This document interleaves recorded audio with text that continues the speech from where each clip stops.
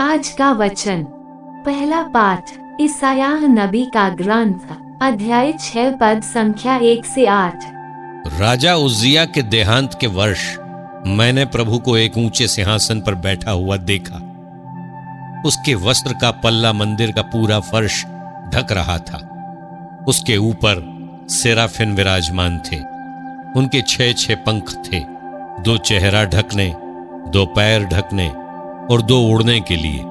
और वे एक दूसरे को पुकार पुकार कर ये कहते थे, पवित्र पवित्र पवित्र है विश्वमंडल का प्रभु, उसकी महिमा समस्त पृथ्वी में व्याप्त है। पुकारने वाले की आवाज से प्रवेश द्वार की नींव हिल उठी और मंदिर धुएं से भर गया। मैंने कहा, हाय हाय, मैं नष्ट हुआ, क्योंकि मैं तो अशुद्ध होठों वाला मनुष्य हूं।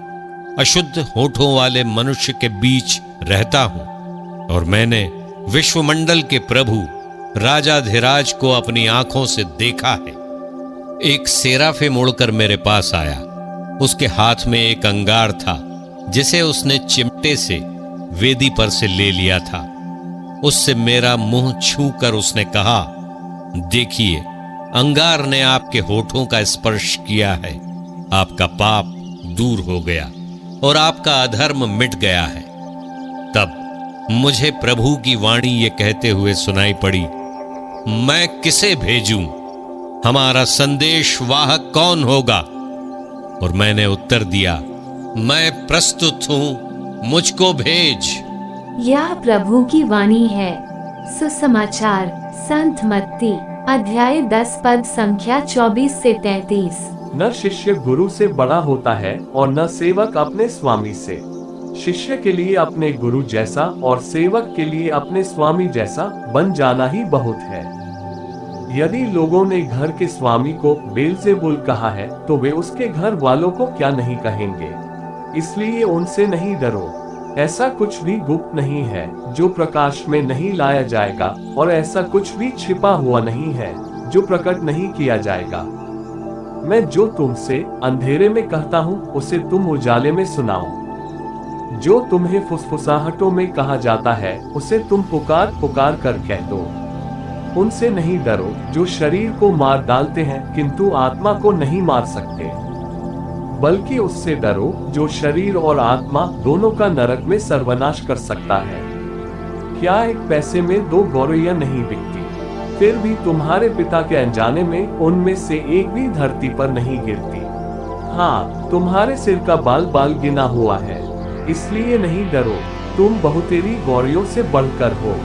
जो मुझे मनुष्यों के सामने स्वीकार करेगा, उसे मैं भी अपने स्वर्गीय पिता के सामने स्वीकार करूंगा, और जो मुझे मनुष्यों के सामने अस्वीकार करेगा, उसे मैं भी अपने स्वर्गीय पिता के सामने अस्वीकार करूंगा। यह प्रभु का पवित्र सुसमाचार है। आमीन। आज का चिंतन।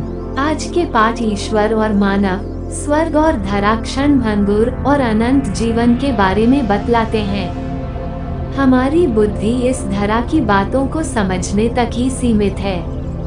अनंत जीवन की खोज के लिए हमें ईश्वर की अनुभूति, सानिध्य और उत्प्रेरणा की आवश्यकता है। यदि नबी यशायाह की तरह हमें भी ईश्वर की अनुभूति हुई होती, तो हम भी उनके बारे में जान पाते, या फिर भयभीत होकर कोने में दुबके पड़े होते। यीशु के शिष्यों ने उन्हें मानवीय रूप में ही देखा था, जब तक कि उन्होंने पुनरुत्थान का साक्ष्य नहीं दिया। ठीक उन्हीं की तरह हमें भी ईश्वर को जानने की आवश्यकता है, और ये तभी पूरा होगा जब हम प्रत्यक्ष रूप से उनके दर्शन करेंगे। ऐसी परिस्थिति हमें ईश्वर, स्वर्ग या अनंत जीवन का आभास कराएगी। जीवन के अच्छा बनाने के क्रम में हम खुद को खो रहे हैं। लोगों का साथ, उनकी मुस्कान ईश्वरीय उपस्थिति का प्रतीक है, जिसे खरीदी नहीं जा सकती है। बस अपने अच्छे संबंधों को बरकरार कर प्राप्त की जा सकती है। आमीन।